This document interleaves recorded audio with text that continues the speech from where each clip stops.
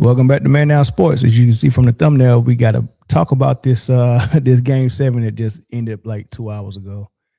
76ers, Boston Celtics. I see some people already in the chat already. Shout out to y'all for waiting for me. Been a little bit late. But we're gonna have a good show, man. I got a couple of topics I want to run by y'all, man. Not just this post game, but I do want to get into what I seen in the series and what I seen definitely from this game 7. First of all, Joel Embiid is man. I mean, to see him out there, first of all, playing with no knee brace. I remember at the beginning of the season, he had a heavy wrap and a brace, and just seemed, he just didn't seem like himself, man. Dragging that leg, he wasn't jumping a lot. Then he kind of got it right, and now he's out there playing with no knee brace, so that's good to see. However, he got his knee banged up twice, the right knee and the left knee. With one time, Maxey was guarding Jaylen Brown, and he had a player control foul that they didn't call. Jaylen Brown pushed him right in his chest, and he fell right into Joel Embiid's knees. Man, that one. You could see it buckled, hyperextended a little bit, man, and that's the one he stayed down for a while. He got up, he limped for a little while, but he ended up standing. Well, he left the game and came back, but he did all right with that. Then before that one, the right knee did the same thing. I can't remember who fell into it. I think it was a Celtic player that fell into it on his right knee, and he limped on that one for a while. Then came down and hit a clutch three, and then actually no, he hit the clutch three after Maxey fell in his knee, I think. And then even before that, he had started experiencing some pain in his abdominal, probably where he had the surgery at. It had got tight on him, and he was on the sideline getting stretched out, man. He toughed it out. This is a game 7 that I don't think he's ever won a game 7. Of course, the most famous one was the Toronto game 7 when Kawhi hit the game winner that hit every part of the rim and went down. That was the one he was crying about.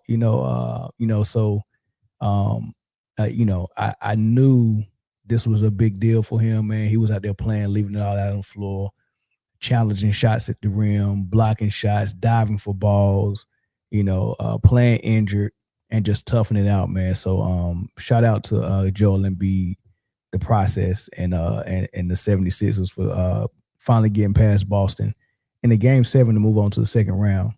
But before we get started with everything, this episode is brought to you by Underdog. Underdog Fantasy is the best place to play fantasy sports. I want to tell you about the easiest way to get in on some NBA action with Underdog Fantasy and their pick'em game. Just find your favorite player, or any player for that matter, pick higher or lower on that player's stats, and you can win up to 20 times your money in one night.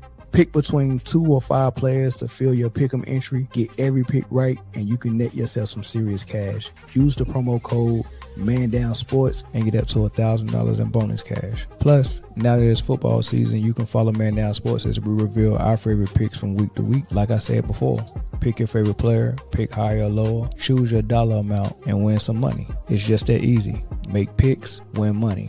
We also want to thank Underdog Fantasy for partnering with us, and we want to thank you for helping the channel out by using Man Down Sports on Underdog Fantasy.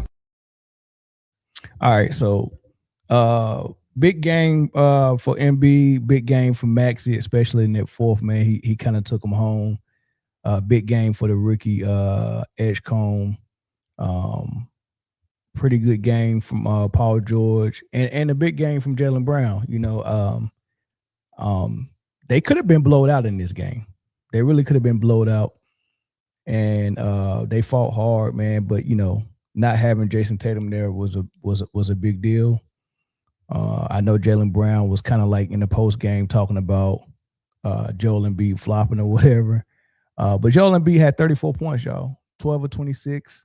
He was 1 for 4 for 3, hit 9 out of 11 free throws, 12 rebounds, 6 assists, only had 1 turnover. And that's big because the way Boston used to play him, very physical. The way the New York Knicks played him the year they had Hartenstein, very physical. And the 76ers was really relying on him in the post and on that elbow where he liked to turn and face and kind of go ISO. But the game plan was to get real physical with him, and a lot of times he'll turn the ball over, with the doubles coming and the referees allowing a little bit more physicality because it's the playoffs. And I wanted to see him kind of get over that hump, and it was good to see him get over it. No, like one turnover that's big.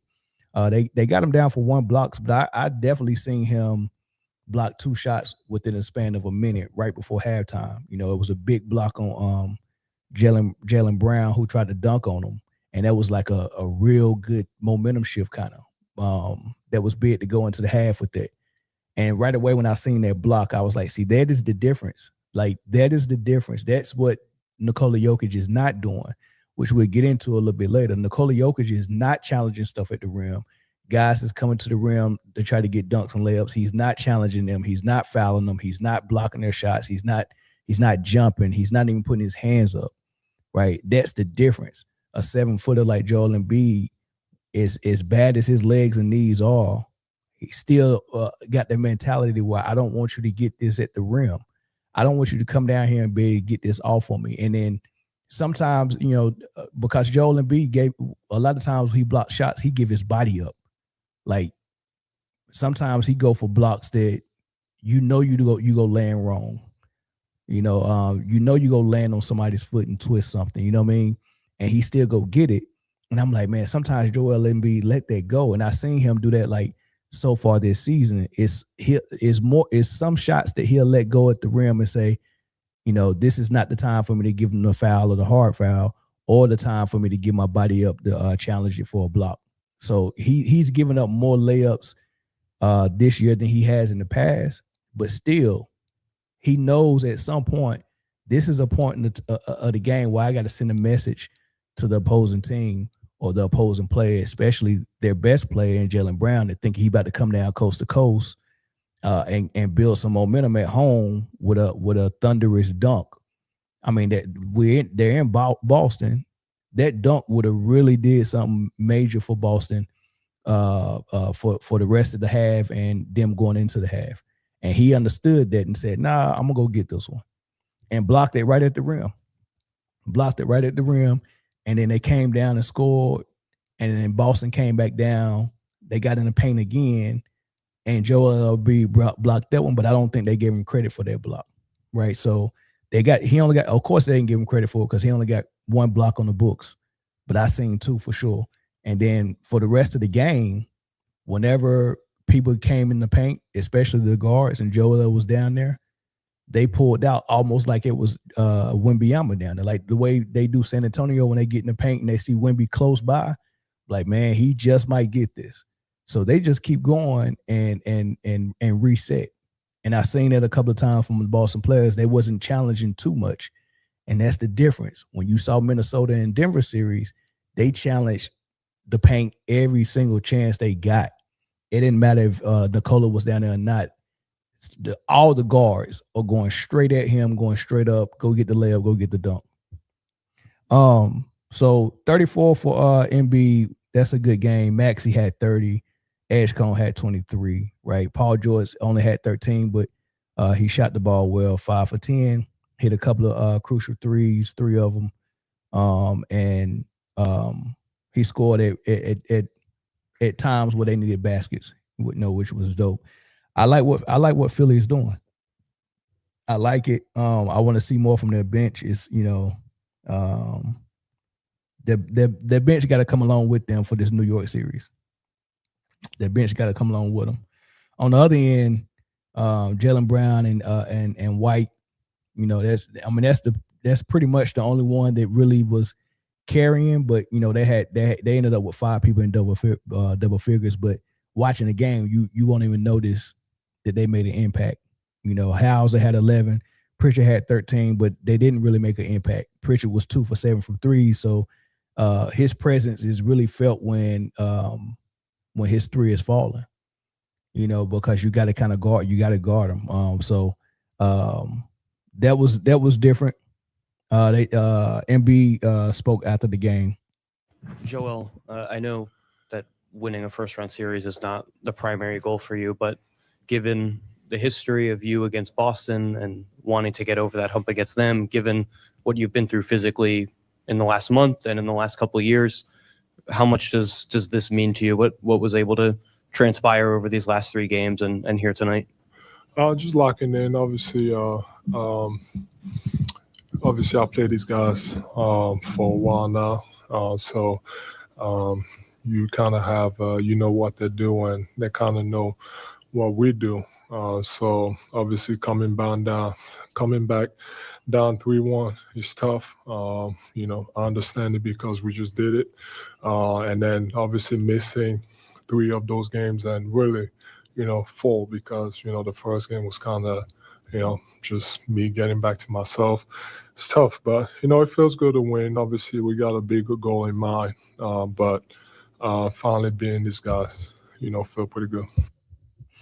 He made a good point. He said he missed the first 3 games, and Boston was up 2-1, right? They was up 2-1. Then game 4, when he showed up, he just said that you kind of don't even count that one because I was still trying to get my legs under me. I was still trying to get my wind, my rhythm, all of that stuff, right? And they lost that game and went down 3-1. Now, I want you to think about this. You got the 76ers going into the playoffs as a number 7 seed. You're playing the number 2 seed Boston Celtics, who has been the number 2 team in the East pretty much the entire season. Right. They almost won 60 games this year. They was very close. Without Tatum, they almost won 60 games. And then Tatum comes back and he looks good. So now you got Tatum and Brown. You got a team that performed at a 60-game pace this season without Tatum. With Tatum and Brown, this team they won a championship and went to 4 Eastern Conference Finals and 2 finals. So imagine Brown leading this team to 58, 59 wins, and then late in the season you get Tatum back and he looks like himself, and you add that to it. What I'm really trying to say is they're probably even much better than their record show or their seeding showed at number 2, which is, you know, that means that they probably is the best team in the East with Tatum, right? And you got the 76ers with a Paul George that was suspended for 25 games, so he just came back. Embiid that's been on and off the floor this season, and then off the floor for right before the playoffs, and then he missed the first 3 games, and he comes back for game 4. They lose. You're down 3-1. Now what are you thinking? Did the big fella just come in here and mess up our chemistry? I mean, we lost a game that he showed up for game 4 in. Like, you know, are we ready to quit? We're down 3-1. I want to know what Nick Nurse, the coach, what Embiid as the team leader, what Maxey is probably the team best player right now, you know, because of the youth and the health. The rookie Edgecombe and Paul George, who has, you know, had a lot of failure in the playoffs, blowing a 3-1 lead and things of that nature, right? I wonder what the locker room was like with those dynamics and those guys being down 3-1, just getting big fella back. Can we do this? Like, what was they thinking? And evidently, Joel Embiid was like, man, I don't want to lose this. So they come out and win 3 straight games and close out the series in the game 7 on the Boston Celtics floor. That's big time. That is big time. A 3-1 lead. I don't even want to say Boston blew a 3-1 lead. Like, they really didn't have no answer for the big fella. They really didn't have no answer for Joel Embiid. They was trying Jaylen Brown guarding him in the post today. They tried that. There was no answer for him. Now, when you go to New York next in this next series, you got Mitchell Robinson, you got Karl Anthony Towns, you know, Anunoby can help out a little bit, you know, so you got big bodies, but I really do think the person that guarded him the best in the playoffs in the last 3 or 4 years has been Al Horford for the Celtics, but he's not with the Celtics anymore. So the Celtics didn't have an answer for him after Al Horford was gone. And Hartenstein when he played for New York. when they faced New York in the playoffs. I think New York beat them. Hartenstein was key in being able to guard Embiid without a lot of help, without a lot of double. And they no longer have Hartenstein. Right? That is a big piece that they didn't get a chance to re-sign. So now you just got Mitchell Robinson. I don't think Mitchell Robinson is it's gonna be an interesting matchup. I definitely know Carlton Towns ain't, he ain't the one. But the Mitchell Robinson and Embiid matchup is gonna be key. Now, here's why I think Philly is gonna suffer a little bit. This Jared McCain trade is gonna come back to bite them when they're behind really good. It's gonna help OKC out a lot because Jared McCain is Jared McCain. But it seems like that they felt like now that we got Edgecombe and Maxey and they're our two young backcourts, and Jared McCain is good enough. He was almost the rookie of the year before he got hurt last year. He's good enough to be a starter, but we don't have starter minutes for him. We don't have a starting position for him, and we don't have, like, sometimes you can have a 6-man who can get starter minutes, but he can't start for whatever reason. The backcourt is just crowded. So it's cool for them to be like, yeah, we ain't got the starter minutes or the starter position for you, but some games is gonna be you. It just depends on the matchup. That's how OKC do it. Some days Wiggins get more playing time than Case and Wallace. Some days Case and Wallace might get more playing time than Lou Dort. Some days Case and Wallace will start and Lou Dort won't. And then in the mix of that, you still got to figure out how to fit AJ Mitchell in, and you got to figure out how to fit McCain in. So they figure it out. They got. If you look at the starting guards, of course SGA, and sometimes they start Lou Dort for defense, right? But sometimes they start Lou Dort, SGA, and Case and Wallace, depending on if Jay Will is in the lineup or not. So they had 3 guards. Lou Dort, Case and Wallace, and SGA. They'll start that. When they do that, that gives them an opportunity to come off the bench with another 3-guard set of maybe Caruso, Wiggins, and AJ Mitchell. Right, so that could be it. But every now and then they'll squeeze okay, AJ Mitchell, you won't get PT this game. We'll give it to McCain. So they're figuring out a way where they can get McCain fit in, and Philly for some reason wasn't doing that. So Daryl Morey went on and traded him. Now it's the playoffs because it seemed like they was getting what they needed from the bench, but now it's the playoffs. It's hard to get what you need from the bench, because it's the bench. You're not a starter for a reason, and I don't like what they got from their bench tonight. I would like to see a bench that can get in the game and keep a lead going or grow a lead. I don't think Philly has that. I like some of the play. I like Quentin Grimes, but he ain't. I don't think he did much that I was impressed with none of this series. Now in the regular season, he did. I think Jared McCain would have been perfect for this Knicks series. They gonna need him. They gonna need a 15-point score off the bench. From what they're going to need one person that can get them 15 off the bench, and I don't see it. It should be Quentin Grimes. I just don't see it. Right, so watch out for that. That's going to be big, and watch out for the fact that Hartenstein ain't with the Knicks no more. That's going to be big. K-Sap, salute to you, my brother. Simply ball dropping, man. That channel's growing so fast, man. K-Sap over there killing it. Love what he doing over there, man. He killing it with the football stuff, man. K-Sap, we gonna have, when preseason roll around, I'm gonna need you on the panel. I'm at least once a month, dog. You gotta come on the panel. I know you busy over there, so I can't get you every week, but once a month, I'm gonna need to have you on the panel, big dog, especially for our football. So let me know. All right, bet I'll hit you up, no doubt. So that's that with the 76ers game 7. Congratulations to the Sixers and Embiid. It's good to see them go along to the second round. Now, let's get to this rim protection. Let's get to Joel Embiid's value and his importance. I just told you he changed the entire series. Like they were down 3-1. They was down 2-1 and they went down 3-1 in the game that he returned in.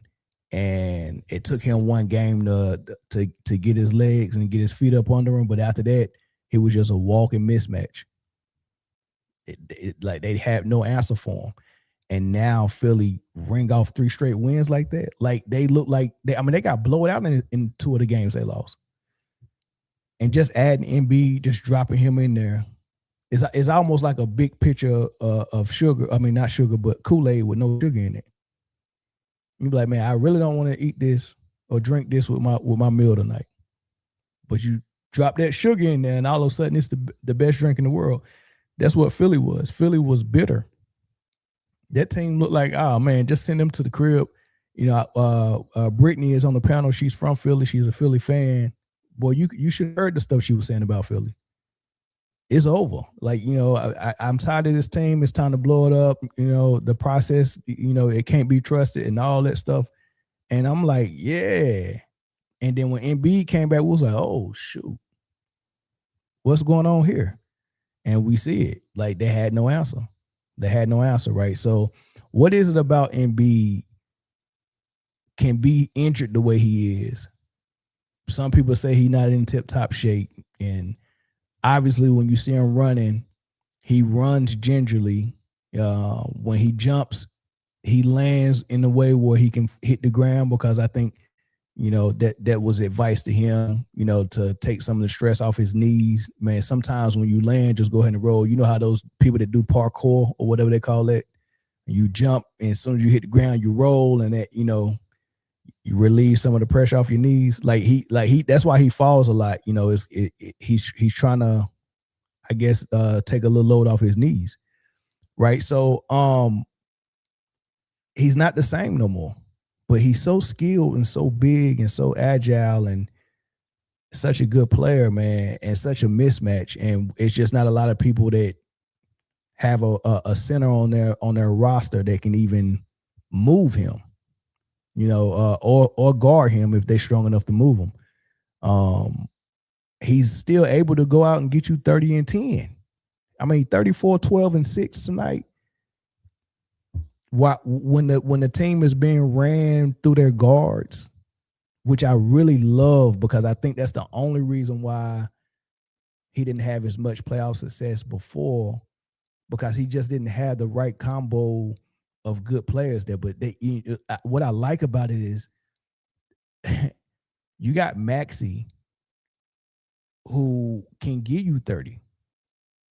You got Edgecombe, who can give you 30. You got Paul George, who you can give you 30, and Embiid, who can give you 30. So you got 4 guys that can give you 30, but they can do it in different ways. Embiid can do it in the low post. He can do it in the mid post. He can do it back to the basket. He can turn and face, and then he can spread the floor as a big man that you got to respect enough to shoot to hit the 3-point shot. So whenever it's time for the guards to do what they do, Embiid can go behind the 3-point line and provide some spacing where he's not clogging the lane up. So what I like is the versatility of how they can attack you. We can literally use the weakest link on defense to go get our points. If your big man is a mouse in the house on Embiid, we can go in the post and Embiid get 4 or 5, 6 points straight. Now you got to double a little bit. Now when you double, Embiid is not pressed like he was before, because sometimes it was just Embiid. Because when he had Ben Simmons, you're not gonna get shooting from Ben Simmons, and if they start not guarding Ben Simmons, once they go in the post of Embiid, he didn't have a lot of there was never a lot of shooters in Philly.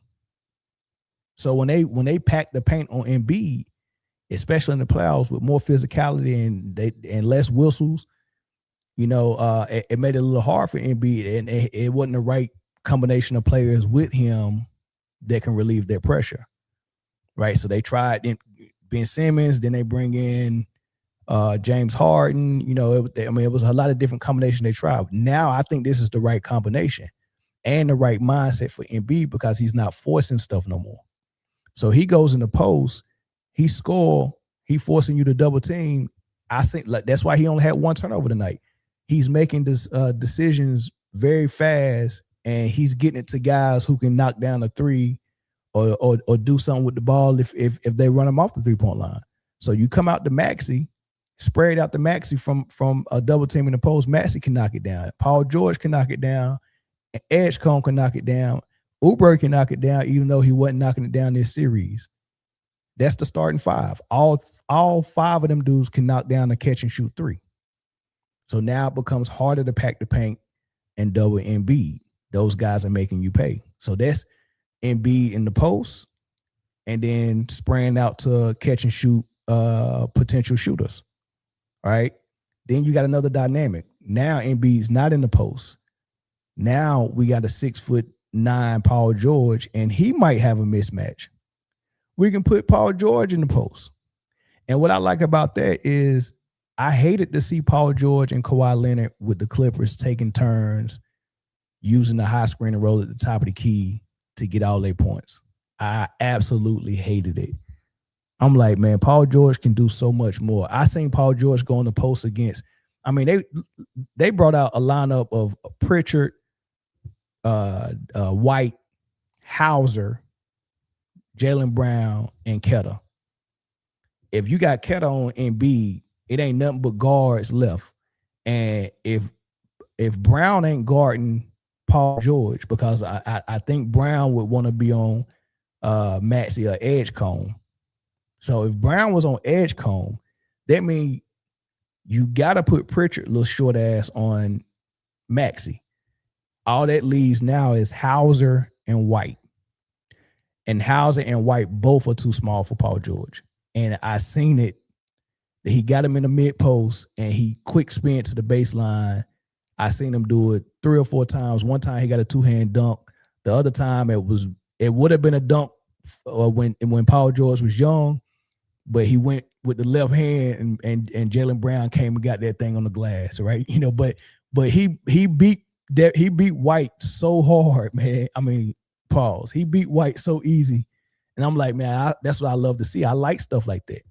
That's him in the mid post, one move, one dribble, he hit the basket, right? I rarely seen a 6'10" Paul George using a high screen and roll, trying to get all his baskets that way. It's easy to guard that. And I love that's the only thing that was really hurting Kevin Durant with the Houston Rockets. I don't know why and when Kevin Durant started falling in love with the high screen and roll. It was when he was in Brooklyn, when he kind of needed to do it because of injuries. And once he realized, oh, shoot, this is how LeBron be getting all his assists, I think I like it. And I'm like, dude, you 6'10", long, lanky. Like this ain't, I mean, you can do it every now and then, but this not your bread and butter, dog. Go get in that post, and which he don't do no more. You know, everything he's making everything hard for him. Everything is off the dribble drive, and he wants to pull up from mid range. So that's all he's doing. It's pretty bad. But anyway, back to the Sixers. They got Embiid in the post. They got Paul George in the post. That's going to be a mismatch on a lot of nights. Against New York, maybe not so much because, you know, you got a good defender in Bridges who's 6'7", 6'8". He can match up with Paul George. And you got Anunoby.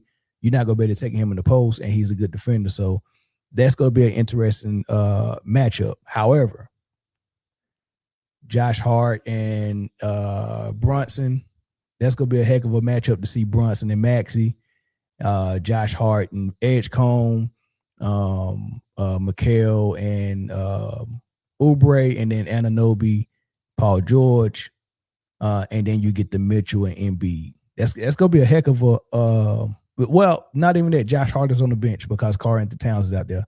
So Karl-Anthony Towns and Paul George. So Paul George is probably going to have the ball in his hand a little bit more in this Knicks series. Paul George is probably going to have the ball a little bit more because he's probably going to have a big on him, whether it's Anunoby or a Cat. But anyway, let me get back to Embiid and his defense. This is the difference between Embiid. This is why he's so important. And this was the difference between what Jokic was doing for Denver. Embiid is a deterrent at the rim and in the paint because he's going to attempt to block the shot if he doesn't block the shot, right? So he's a deterrent. Jokic is not. Jokic is dog food down there. So I was listening to a clip from a podcast channel or a YouTube channel called The Player's Choice. I'm going to give him the credit for this clip. And it's a young fellow that's on there who did his homework. And I didn't even double check it. But he did his homework. The reason why I didn't double check it is because I don't even care about the stat he was using. But the reason why I'm playing it today is because people who cape for Jokic care about the stats he's going to use. And it's the on-off minutes. I can care less about it. Like, I get most of my data about the game from watching it and analyzing it and observing it, right? I'll watch a game twice to get my data before I go and look up an advanced analytic, right? Because what does they go tell you? You still, if I give you some data points, and his name is Mars. If I give you some data points, and just give you raw numbers, you don't know what those mean. But what people are doing are taking raw numbers and then forming a conclusion from it, right? Like when, say for instance, when someone say, well, LeBron is 16-6 against Kobe. Okay, so you give me those raw numbers, and what does that mean? Well, people who just misuse data will say, well, since he's 16-6 against Kobe, that means he's better than Kobe. I'm like, dude, that's the far as you go with that. You know what I mean? You that's the far as you go with that. Right. But that's another topic, right? But on off minutes is the same way. They look at him and be like, oh, when Jokic is on the floor, they're plus this. When Jokic is off the floor, they're minus this. So that just means that they can't play without Jokic. That's the conclusion they form. I'm like, and they use that for the MVP. That means he's more valuable to his team than this guy. I'm like, that is insane that's what you came up with, right? Because there's so many different variables with on-off minutes. Who is going off the floor with Jokic when he goes off? Is it the entire starting lineup? Is it a key player like Aaron Gordon who plays defense for Jokic? Like, you know, who's going off the floor with Jokic, right? You know, so it's not what you think it is. And then furthermore, if it's just Jokic going to go sit down, that means that for years, the Denver Nuggets is looking and saying, why is it a discrepancy on what we do as far as scoring points or stopping a opposing team from scoring points when Jokic is not out on the floor? Because we know for a fact we have an entire defense catered to hiding Jokic on defense because we know Jokic can't defend. So what is it about Jokic going to go sit down where all of a sudden our team kind of drops? Like, what is that? We know it's not because he's blocking shots at the rim. We know it's not because people are scared to get in the paint because he's down there. That's not it. We know it's not because he's sitting down on the perimeter, sitting in that chair in a defensive stand and picking people's pockets. We know he's not doing that. So what is it? Right. And you have to figure out what it is. Like, dang, why are we doing poor when he goes sit down? Like, you got to figure that out. And I think I can figure it out. Right. It's very simple. You created a single point of failure for your offense. Right. So, and when I say single point of failure, it's just the offensive part. Single point of failure means all right, put it this way. If I'm running a company and I'm the, the door needs to be unlocked for the building every single day. I'm the only one with the key. My manager don't have a key. The assistant manager don't have a key. None of the employees got a key. I'm the only one with a key. That's what we call a single point of failure, because what if I get a flat tire? I mean, like if I have no backup plans for getting this door unlocked, it's just me. That means I'm the single point of failure. If I fail, the entire thing fails, right? The reason why I'm explaining it this way is because they've created an offense where Jokic is the single point of failure, because the offense is created to only run through him. Like, he's the only person that gets that ball at the top of the key and do these dribble handoffs and get these assists. Like, everyone scores off of Jokic's assists, and that's their offense. And they're going to go get free agents and draft players that fits in that style. A player that can catch and shoot threes or slash and don't mind not ever getting the ball unless Jokic passes on. So when you run an offense like that, what happens when he goes sit down? Your offense fails. And this is what their offense is. This is why Jamal Murray is so important, because their offense with Jokic is, okay, Jokic is going to set everybody up. All right, this is what we practice. All of these plays and cuts that we do, and backdoors and everything we do is based on Jokic. So what are we running when Jokic sit down? That's when they say, okay, Jamal Murray, all right, we need 25 points from you a game. Go ahead and get all your shots off while Jokic is sitting down. The offense when Jokic sits down is Jamal Murray ISOing. It's almost like they don't even have no plays for him. It's just he's such a good scorer that he can just go get it. And it's a lot. It's probably a handful of players who ran that offense before. Luka, when he was with the Dallas Mavericks and had Kyrie, you always, when you run an offense like that, when it's one player, single point of failure, he's getting all the distribution and all of the assists. It doesn't work unless you have a co-star who is a dominant scorer. Almost as good a scorer as the star, right? So Kyrie Irving, Luka, that's how it worked. Kyrie Irving get it. Hey, you go one-on-one, so you so good you can go one-on-one and get 25 a game. LeBron, D Wade with the Heat. LeBron, Kyrie Irving with the Cavs. Westbrook, Paul George with OKC. Everyone, I would say Harden and Eric Gordon, but Eric Gordon might be the least of all those co-stars as far as scoring, but he was a good scorer as well. But that's how it is. If you rely on one person for your entire offense, you got to have a plan B when he sits down, and the plan B is usually a dominant scorer that can go score on anybody. They can go get 25 a game with no plays. And that's what Jamal Murray was. And that's what Brunson was for Luka as well. Right? So that's what Jokic is. That explains his own off minutes. But interestingly enough, his own off minutes in the regular season is not the same as it is in the postseason. And this is what Mars from Players' Choice was about to explain. But he's also going to explain how, when you really look at it, Joel Embiid, his own off minutes is night and day when he goes sit down when he was playing with Philly, which I think is more accurate to not him being a single point of failure, but it's more accurate to him not really having the pieces around him.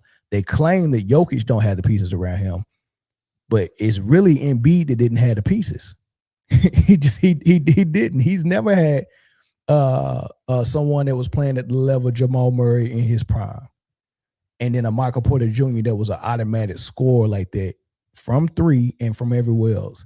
And an Aaron Gordon, like, just think about Embiid with Aaron Gordon, Michael Porter Jr., and Jamal Murray. That's totally different from what he had all these years. The best he's had was Ben Simmons, and he can't even shoot the ball. Then he had a past his prime James Harden for 1 year. Who else he had? I think this is the best thing that he's had around him this season. But listen to how he explained this. Joel Embiid in the 2019 playoff. Let's go to the good old on-offs. We love on-offs when it comes to Nikola Jokic. In that postseason run, Joel Embiid on the court, plus 20 net rating. You know what they were when he was off the floor? Guess. Someone guessed. Minus 11. Minus 11. Yeah. Negative 21. Right. That is what Joel Embiid was dealing with. And apparently it's his fault they were losing. From 2019 to 2024 in the playoffs, Joel Embiid is a +7 when he's on the floor. You know what Philly are when he's off the floor? Negative 9.5. Their defense goes from a 109 to a 117. Their offense goes from a 116 to a 108. They plummet on both sides of the ball. Nikola Jokic from 2020 to 2025. Nikola Jokic on the court in the playoffs. You know what he is? +8. +8. Ron, you want to guess? We'll go a little more than that. +9. +9. 0.0. They are flat neutral when Jokic is on the floor from 2020 to 2026. You want to know what they are when he's off the floor? -3. The gap is negligible. They play teams to a draw with him on the floor. They barely lose without him. Joel Embiid is blitzing teams when he's on the floor and getting blown out when he's off. But Joel Embiid is the problem and why they're not making conference finals, not making deep postseason runs. Meanwhile, these on-off numbers that Jokic dominates in the regular season, because in the same time span in the regular season, Jokic is a +10 on the court, -6 when he's off the floor. These numbers disintegrate in the playoffs. Meanwhile, Joel Embiid maintained, guess what? In the regular season, 2019 to 2024, +9 on the court, -2 off the court. His impact is there regular season and playoffs. But apparently, he's the problem because his efficiency went down. Ignore the fact that he turns into one of the best playoff defenders we've ever seen. Joel. He's right. He is one of the best playoff defenders. I mean, he's like, you got to watch him and see how people react to him when they come down there in the paint. Other than Wemby, I don't know any other big man that is an all-star that has that type of effect on the defensive end. And this is Embiid. He's not in his prime anymore because his health took him out of his prime. Like, it's a couple of ways that you get past your prime. Either you age out of your prime naturally. Like naturally, okay, the older I get, the less ability I have physically, right? And not just the less ability I have, but the less endurance I have, right? So being in your prime means all of that is at a premium. That means your prime is when your mental, your basketball IQ reaches a peak. It's when your physicality reaches a peak. I don't have my little boy body no more. I'm in my grown man body, and this is the best. This is the peak of my body, and you stay at your peak as long as possible. And then after you age out, you start to decline out of your peak. Your IQ never goes anywhere. Your IQ keeps going up. It keeps appreciating like the value of a house. But your physical attributes and your endurance, it is pretty much like it depreciates like a car. So your basketball IQ is a appreciating asset, and your physical ability and your endurance is a depreciating asset. So you can age out naturally out of your physical prime, or injury can take you out. And Joel Embiid's injuries has taken him out of his prime. So we're looking at a Joel Embiid past his prime who's still a better defender than Nikola Jokic. Nikola Jokic is only 29. He's still in his prime. Injury hasn't taken him out, and he hasn't aged out. Why is Joel Embiid still blocking more shots than you? Why is he still deterring more players at the rim from even coming down and attempting a shot? Like, that shouldn't be. And that is the reason why the young man from the Player's Choice, what he explained, should be eye-opening to everyone, because this man just came back in the middle of a playoff series that they was down 2-1, then went down 3-1 and won 3 straight. He's that much of a difference maker. And all this blame that we've been getting him for getting hurt in the playoffs and not having enough help in the playoffs, when all in all, everything that we thought Jokic was, Joel Embiid is actually that.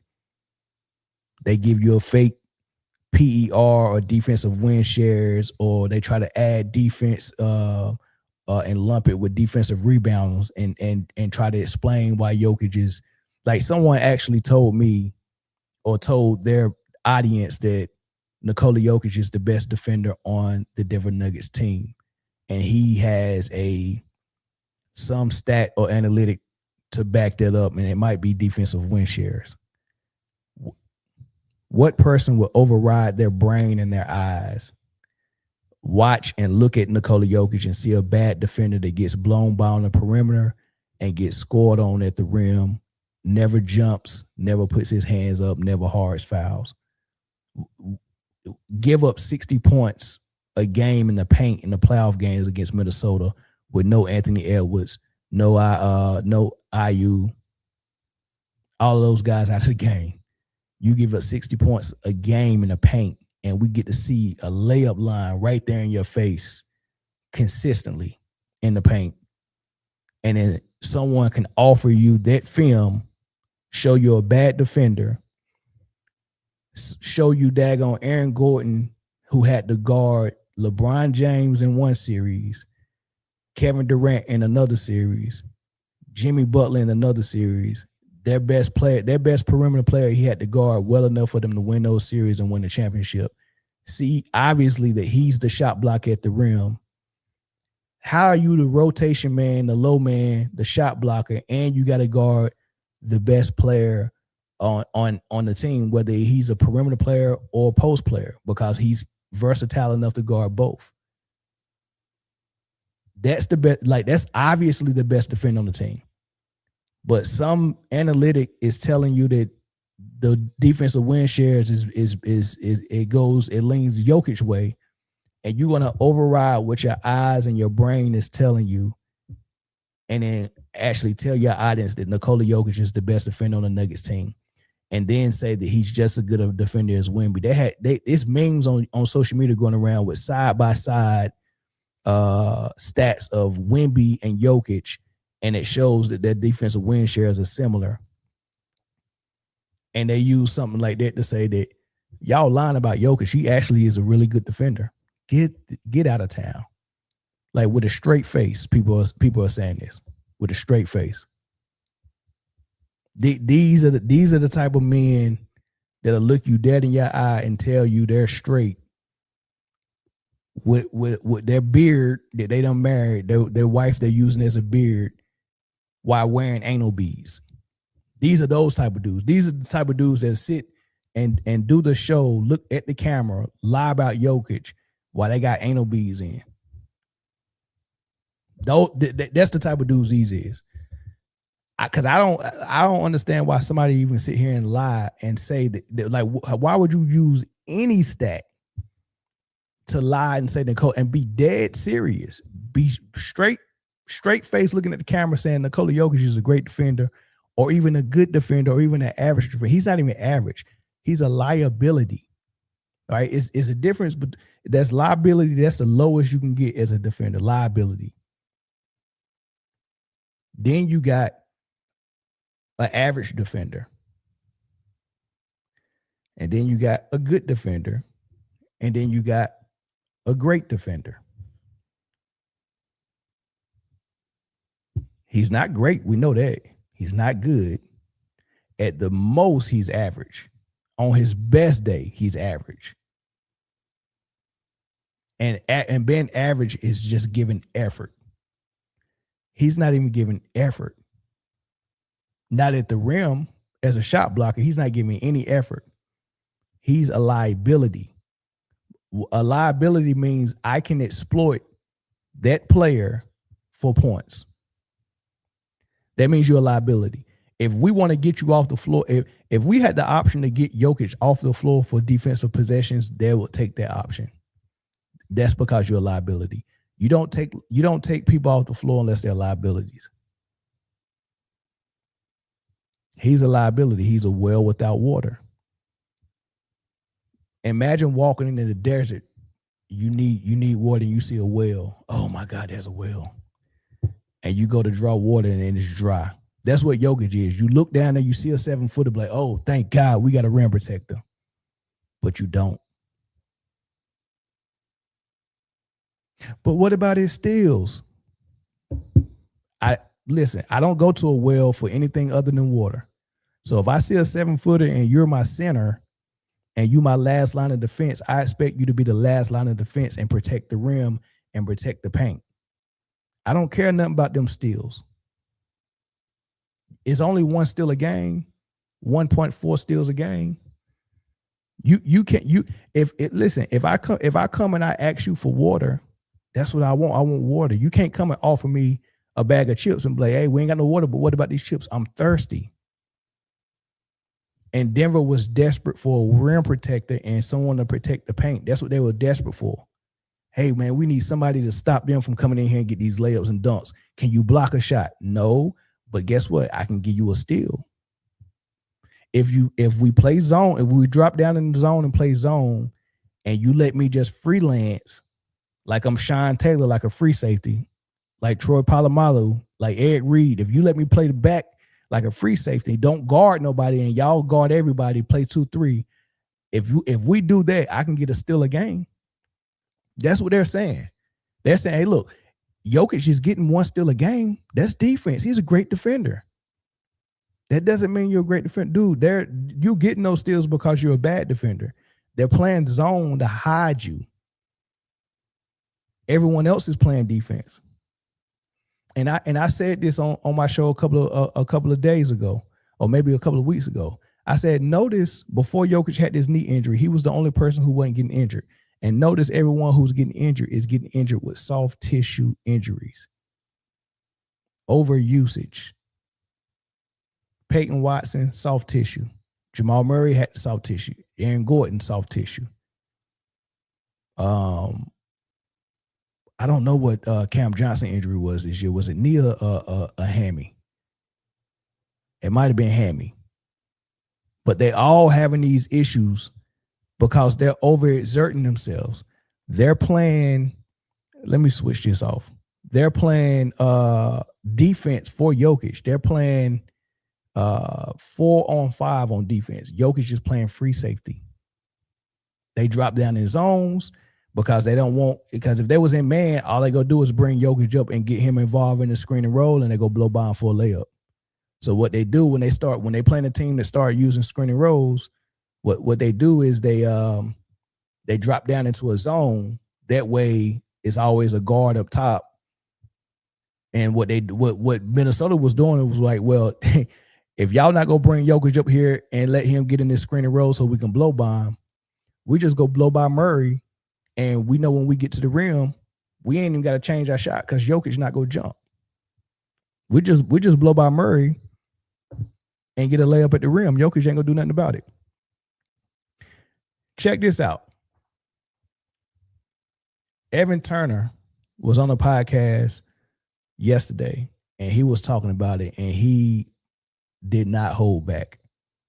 And Kendrick Perkins is not holding back. And Chris Broussard and Nick Wright and Dan Patrick. It's a lot of people in the media that's actually being honest about Jokic now. They're telling the truth. He can't defend, and that's a problem. The next thing they're going to come to the realization of is them triple-doubles don't mean shit. Triple-doubles can't block shots. Boogie Cousins already said that. He said analytics don't win games. That idea that they had that, we lost because Michael Porter Jr. couldn't do what he needed to do. Well, you got him up out of here, and you got Tim Hardaway and Cam Johnson, and you thought that was going to just replace Michael Porter Jr., and now you see is levels to it. It's a difference. Tim Hardaway Jr. and Cam Johnson ain't never been as good as Michael Porter Jr. Never. Michael Porter Jr. been the number one player in the country since he was in 9th grade. He was number one in all his classes, projected number one coming out of college, went to Missouri and was going to be a one-and-done player. He was a one-and-done player, but he was projected to be number one out of that class as well, but he hurt his back. So it's when you're the number one player and you're always the best, you have that Mike and Kobe mentality. So your confidence is way harder to shake because you've been him for so long. I'm him. And when you get a guy that's him to play for a team that got Murray, Gordon, Jokic, and I'm him, but I've bought into the system where I go down and drop down and play below myself. That's a luxury when you have him play below himself. Right? Michael Porter Jr. in high school was on the same AAU team with Trae Young, and Michael Porter Jr. was the man, and Trae Young's an all-star.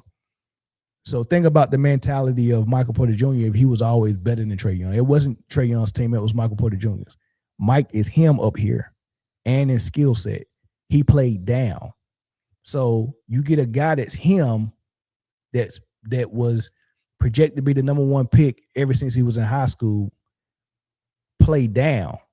Tim Hardaway and Cam Johnson was never considered to be the number one player in the country.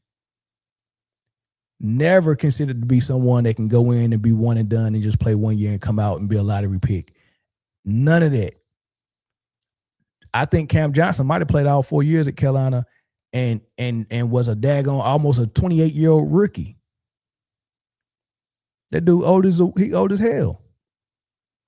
So you got Michael Porter Jr. that's him. He's up here in mentality and his skill set who played down, which means the offense not going through me. I'm not going to get no plays called for me. I'm not going to have no offense. I'm not going to post up. I'm not going to go ISO. I'm just going to do Kyle Korver catch and shoots. He's so good that he changed his game to be a catch and shoot player. That's Ray Allen did that. Ray Allen was a guy who had everything in his game as a guard and could have been a number one. Hell, for George Karl in Milwaukee, he was their backup point guard. Sam Cassell started. Ray Allen was the shooting guard. Big dog Glenn Robinson was the small forward, and Tim Thomas was a scorer coming off the bench. But when Sam Cassell went to the bench, George Karl put Ray Allen at point guard. Ray Allen had skill. He went to Seattle, was the number one, and was damn good over there. He just didn't have no squad. He went to Boston and said, okay, I got Rondo running the point, so I'm not doing that. Paul Pierce is the number one scorer. I'm not doing that. KG is the secondary scorer, and he's posting up, so I ain't doing. So what y'all want me to do? Just shoot? Okay, good. You gotta commend players that's that good to where they can take their game and say, oh, I'm not the man no more. I'm not gonna have the ball.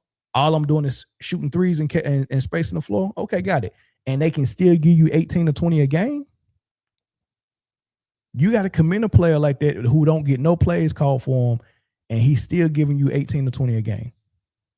And they underestimated how good Porter was and how much that opened up everyone else. And they thought they can replace him with Cam Johnson. So you got him who played down 2 or 3 notches, and that confused a lot of people because Cam, where he's at and where Tim Hardaway is at, they had to play up to reach to what Michael Porter played down at. So when you look at what Michael Porter played down to and what Cam Johnson did in Brooklyn, that took all his might to even look close to what Michael Porter was doing. Like, he was playing out of his mind to do what Michael Porter Jr. was doing as a reduced role. And it almost looked similar. You know, when you put that Chrysler 300 beside a freaking Maybach, it almost looked the same. It almost looked the same, right?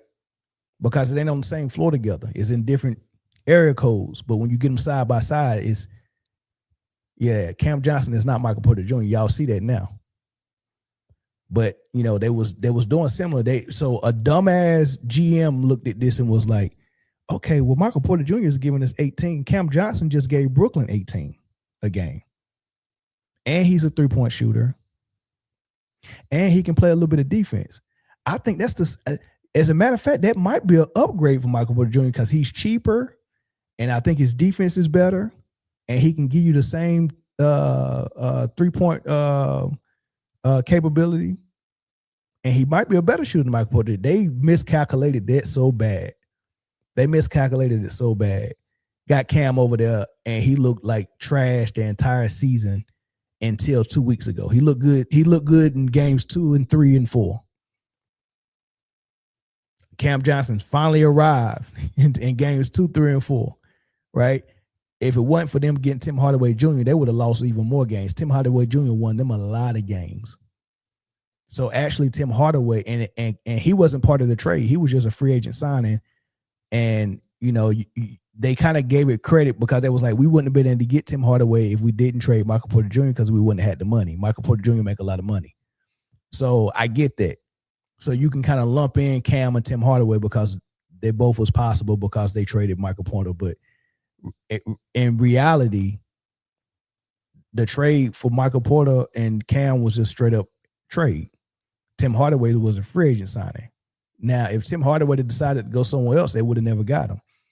he in some way saved that season because the Cam Johnson experience was trash from game one. He couldn't buy a bucket. He ain't nothing like Michael Porter Jr. Not on his level. Michael Porter Jr. has number one potential. And he showed that in Brooklyn. He should have been an all-star this year. But since they did that format where you have to have foreigners, they went down to the last seed in the East and grabbed Siakam, who was not having an all-star caliber season this year. They grabbed Siakam and he had to make it because he was foreign. But that should have been Michael Porter Jr.'s spot.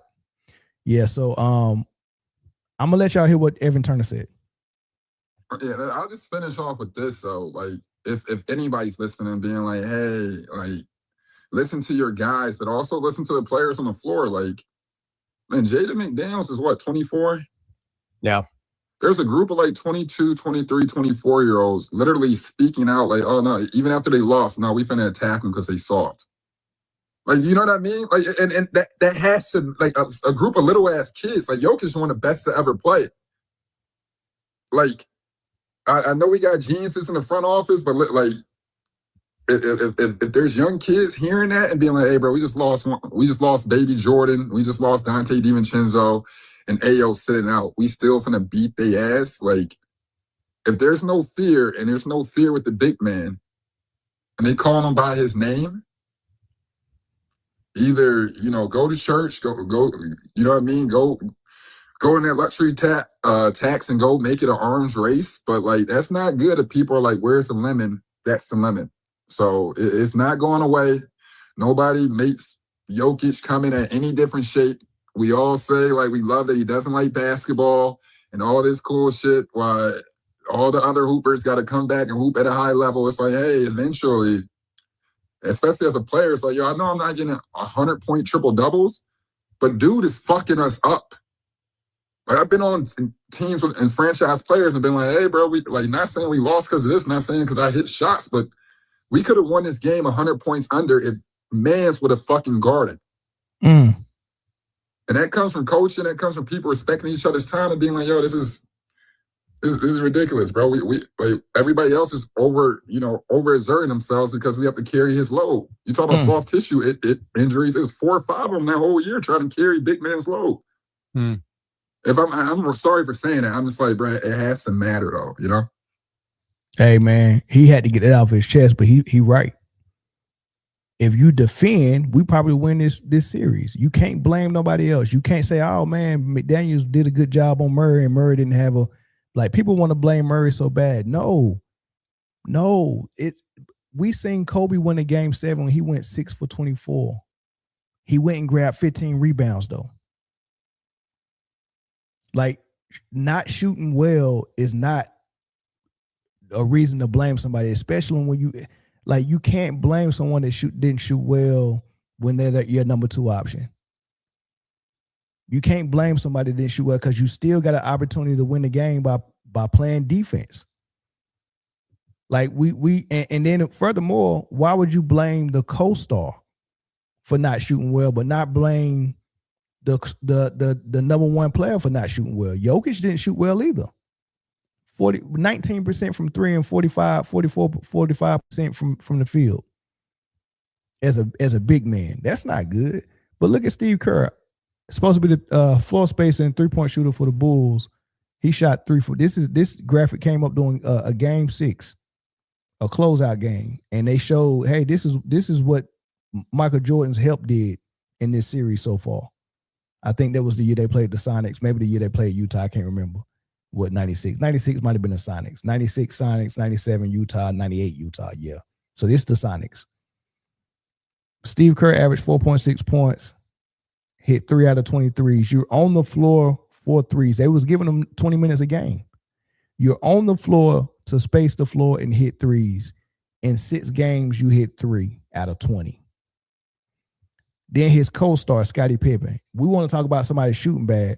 I want you to pull up Jamal Murray's points per average and his field goal percentage, because I'm looking at Scottie Pippen and he shot under 40%, 32%, 33% from field goal, only scored 15 points.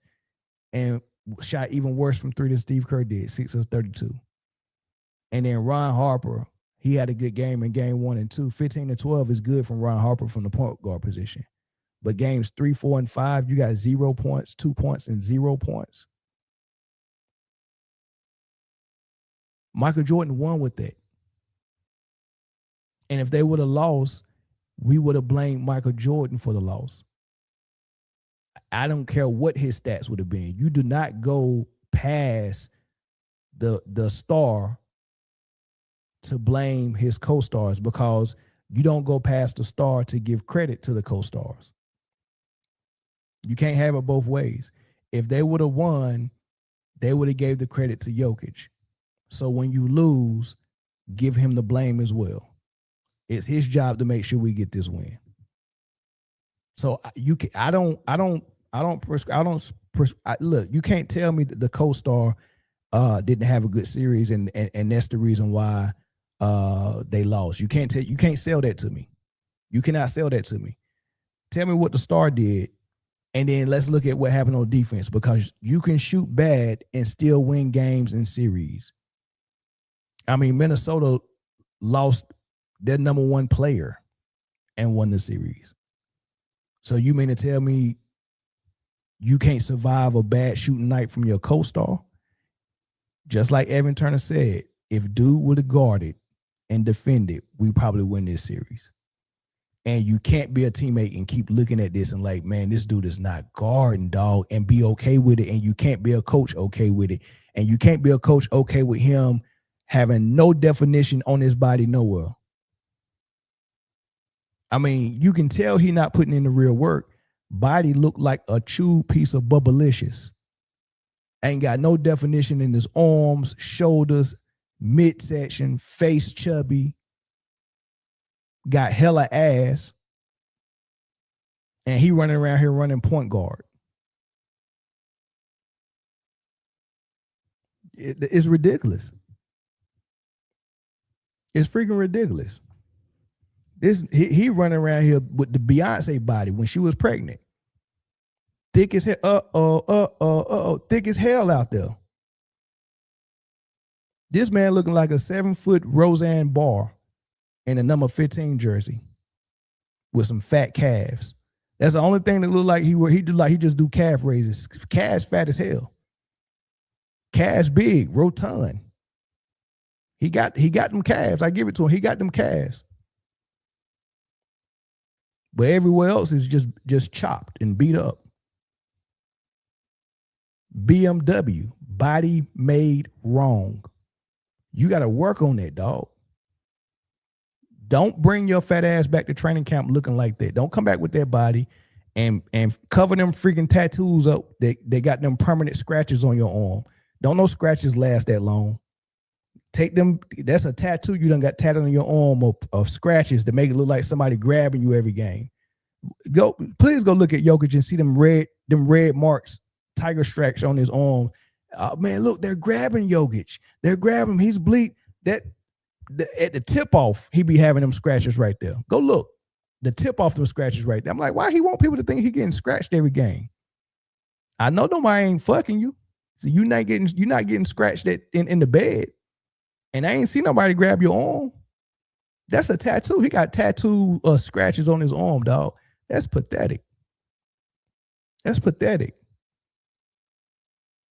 And now people are starting to realize, man, this big fat tub of goo is out of shape, unfit, can't play defense, can't jump over a phone book, got hella ass, but he ain't using to box somebody out, just out there, just wrong. But oh man, but he can get a triple double though, and that's all we're about. We want that to represent the league as the MVP. Man, get out of town. Ain't no way. I'm gonna open the phone lines up, y'all. Ain't no way. This man out here just, y'all see it now though. Y'all can see it now. Yeah, BMW, man, body made wrong. Man.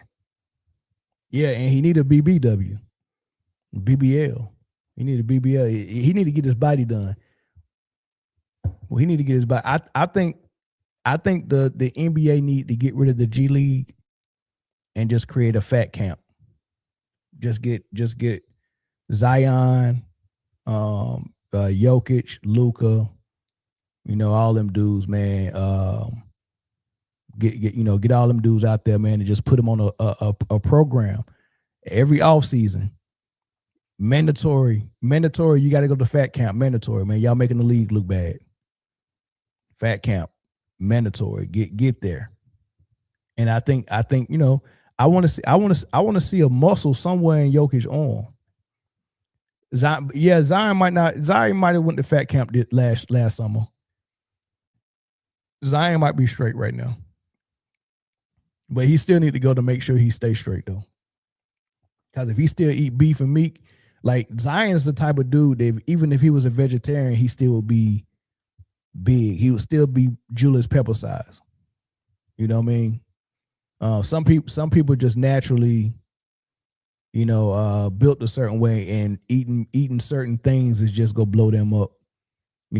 Some people need to be on that daggone no pork, no beef diet.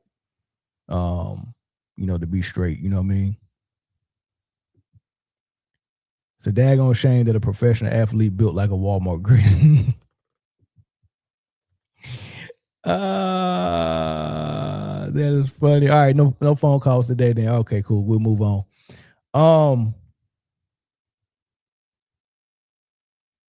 So let's do this, because I think what is confusing people about who's who and what is what and who's good and who's great and all this stuff. And don't get me wrong, I think these players are great that's playing. I think LeBron and Luka and Jokic and all those guys, that's great, but you got to understand the era that they're playing in, the competition they're playing in, the rules they're playing in. The NBA has created a league where they made scoring easier on purpose, right? So how do you reconcile that? Well, it's like inflation, right? A bag of bread now costs more than a bag of bread in the 70s. It just is what it is. But it's still the same loaf with 12 slices. Still the same. Inflation took the prices up high, right? So 2 points now in the NBA is different from the 2 points that we got in the 70s or the 80s or the 90s. All right. So when a commissioner tells you I changed the league and how we called the games, I changed it on purpose because more physicality would not be a aesthetically pleasing game to the fans. It's not proper to see a guy like Steph Curry, and this is the exact example he used. He used Steph Curry. He said it wouldn't be the best game for a skilled guy like Steph Curry to get overpowered by a physical guy playing defense on him just because he's bigger. So what he's saying is, I don't want to see a league where Steph Curry's skill set can't be put on display wide open. Like, I want to give open reins for us to see the globetrotter of Steph Curry. Because back in the day, to stop something like that, we would give very physical defense. Like, you're not going to come down here in this paint without getting knocked down to the point where you got to be the toughest son of a bitch in the league to keep coming down here, right? We're going to intimidate you. We're going to do all that stuff, right? Which is kind of part of what happened when foreigners came over here. That's the edge and the advantage that the American players, especially the black players that came from the hood and tough streets of Chicago and all that stuff, like, they'll put the fear of God in you. They'll talk to you. They'll talk about your family. They'll physical hard foul you. They'll push you around. They'll intimidate you. They do all that stuff. They'll fight you. And the guys that was coming from Europe wasn't ready for that. So we in the 90s, we would get these great skilled big men, and some of them was wing players like Petrovic and I was about to say Valanciunas, but his name was what's the left-handed cat that played for Golden State? Oh man, he was real good too. I forgot him, but yeah, you had some wing guys that was pretty good. But then you had some bigs that was good too. I remember when Dino Rodgers was playing for Boston, he was good. Tony Kukoc coming over here was supposed to be the best coming from Europe. Of course, Sabonis came, but he came later when his knees was bad. Vlade Divac, all these dudes. But only thing that happened when Vlade Divac and Dino Rodgers and Vitali Potapenko and these foreign Tony Kukoc, when they came over here, what happened is I'm so skilled, but guess what? I can't show it because these dudes are so physical and we're not used to it. And they're punking me. And they talking trash. And all, so it just neutralized all that skill. What Adam Silver said is, I'm going to take away all that aggression to give more room for that skill to show. Right? That's what he did. So that throws everything off, that throws the stats off and all that stuff. So these guys that are coming into the game now are reading everything through the lens of stats, data, and analytics. And that's how they view the game. And I just want you to imagine a game that you played your entire life or followed your entire life, and you know the ins and outs of it. And you've been part of the basketball community for so long. And then someone who didn't even like sports just happened to be some math whiz that see that, oh, the NBA is using analytics now. I'm an analytics guy. So this guy who's an outsider from the basketball community joins the basketball community. He has no knowledge of basketball history or basketball itself, but he's really good with analytics. So now he gets to be part of the conversation. With no basketball IQ, no basketball history, nothing under his repertoire, no basketball experience. He's got experience in numbers and analytics. And since we're using analytics now, he gets to come over here and build an authority figure. And the team owners, is only one team owner that I knew of that used to play ball at a high level, which was Jordan. So for the most part, you got people who don't know nothing about basketball, like Mark Cuban and all these dudes that you've never seen shoot a jump shot. They are closer to the analytic guys. So the analytic guys gets to come over here and talk directly to team owners because they speak the same language. And it leaves the ball player out a little bit because you might tell the team owner one thing or the GM one thing, but the analytic guy tell them something else. And guess which one they go trust? They're going to trust the analytic guy. Listen to Tim Hardaway talk about that. No, the masses that because we're not writing it down, that we don't know what we're talking about. We don't need to write it down. We can tell you if that dude can play. Is that the somebody. same instance with? Go ahead. I'm Go ahead. gonna tell you this. I was in a room. I'm gonna mention no names. I was in a room, and a guy said, This one guy said, "Yeah, I could sit down for 5 minutes and see who can play and who can't play." And the guy was important in the room said, "I don't believe in that. I don't think that." And this guy knew what he was talking about. And he played the NBA, he played college, and he was All-American. And I just had to excuse myself because I was like, I understand, you didn't come up that way or this and that, but yeah, we can really look at people in 1 and 5 or 10 minutes, or if you even walk to the court and we gotta still look at you, but you could walk to the court and be like, yeah, that dude gonna hurt somebody. That dude is gonna hurt somebody. He's not a ball player. He just come in to get his frustrations out on people. And a lot of guys that's up in that GMs or presidents or player personnel directors and this and that. And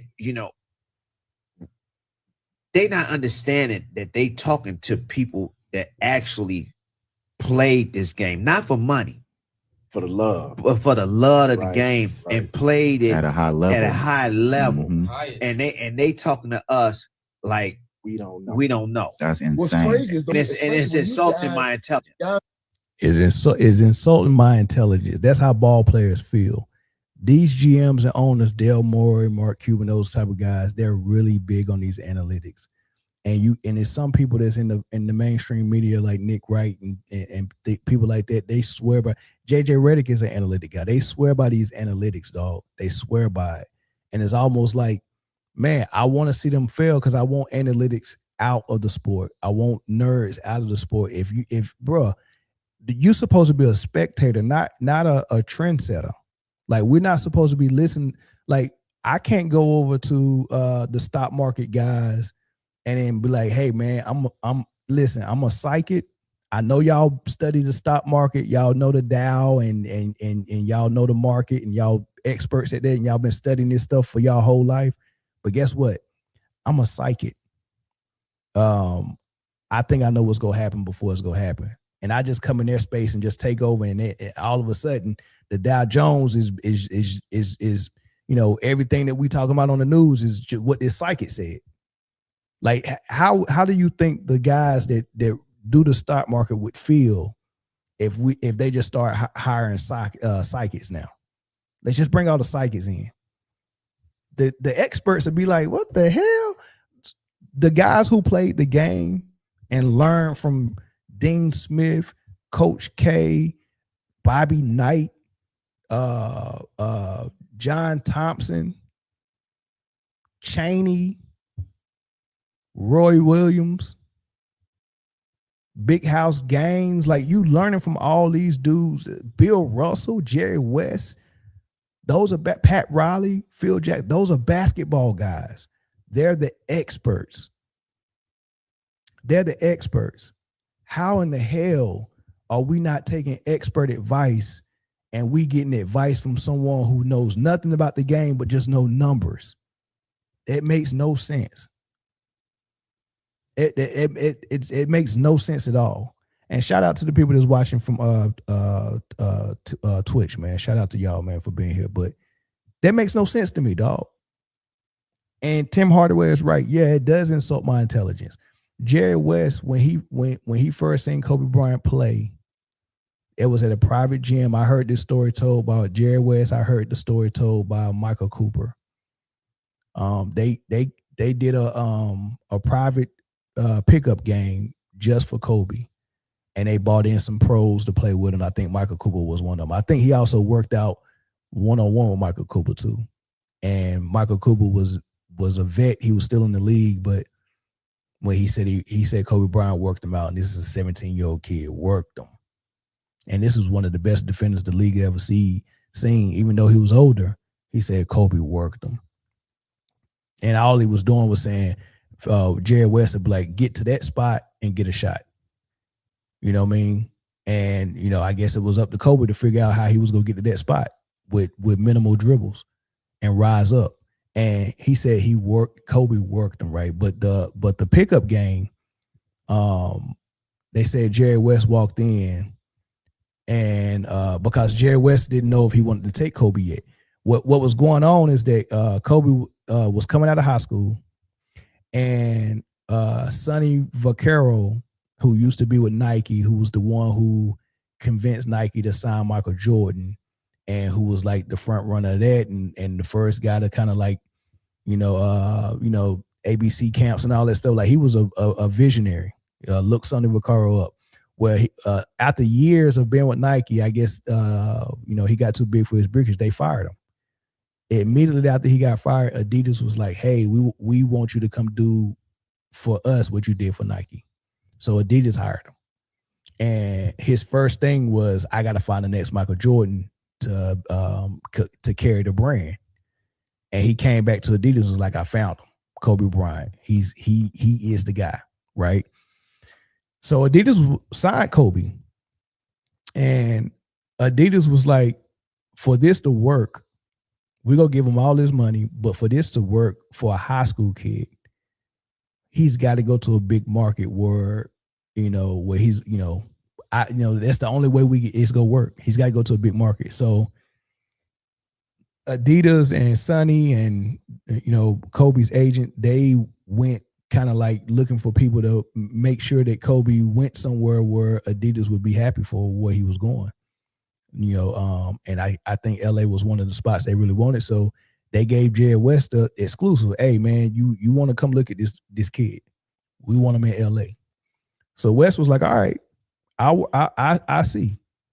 And he put that private run together, and he walked in, and they said that and this was Sonny telling the story. He said that Jerry West walked in, he watched Kobe play for 5 minutes. He didn't stay for the whole game, and he walked out.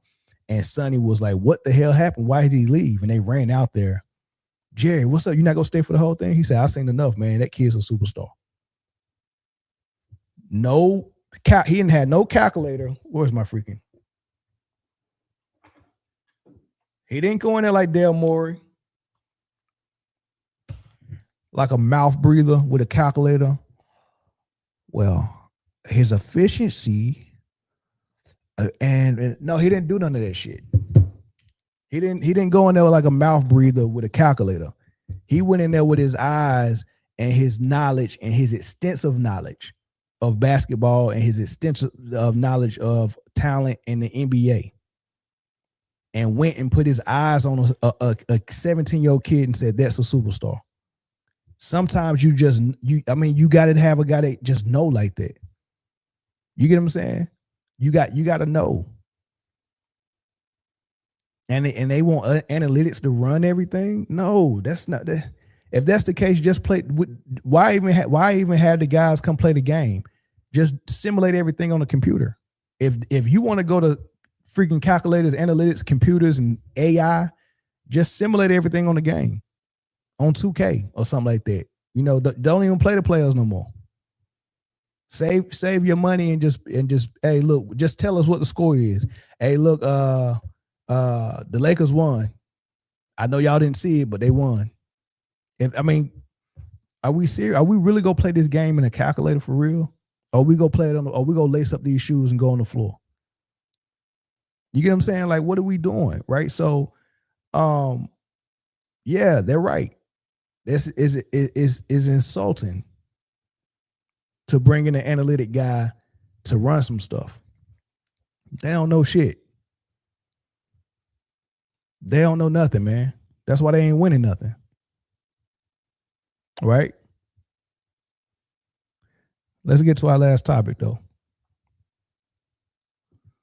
So I like SGA. I think SGA is great. Even last year, before the playoffs started, I was doing episodes like even before. As a matter of fact, I can go back 2 years. It was a game that I seen early in the season. This was when Boston had the best record in the league. Tatum was looking like an MVP and all that stuff. And I watched that game. And I want to say Boston won that game, but that was when I really sat down and watched SGA and was like, oh, shoots, hey, shorty coming. Right? I'm looking at it, I'm like, man, he just went toe-to-toe with the Celtics. And I seen Drew Holiday, Jaylen Brown, Jason Tatum, and Derek White, all four of them dudes take turns guarding this dude, and he scored on all of them at will. I was like, oh, shoot, this shorty is on his way. And I did an episode, talked about it. Didn't get a lot of views because, SGA name wasn't carrying weight like that. But I talked about it. And then last season, I was all, hey, man, this kid could be the MVP, dog. I'm on it. And I kept saying stuff like, man, I see the mentality of Kobe Bryant and Michael Jordan in this kid. I see the mentality. People laughed at me. And I kept talking about it. And I was like, yo, this is the team to beat. They're going all the way. People like, man, last year they had a good record and they lost to Dallas and all this crazy stuff. And all right, man, I'm telling y'all, I see it. Right? So I'm big on SGA. However, NBA media love hot takes. They love to try to be early on something that they think that's going to happen. And they like jumping off the porch for no freaking reason.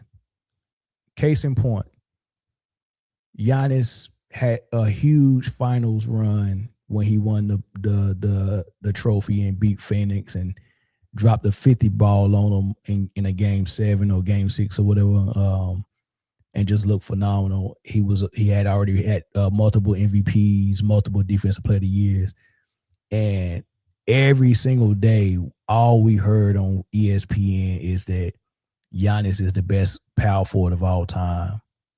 They shot him right past Tim Duncan, Garnett, Dirk, Barkley, Karl Malone. They shot him right past that to number 1. I was like, y'all are tripping. He's not even better than Rasheed Wallace. Right? He's greater because he's achieved more than Rasheed as a number 1. But when you study the player, Rasheed's better than him. Right? That's just my opinion. You don't have to believe it.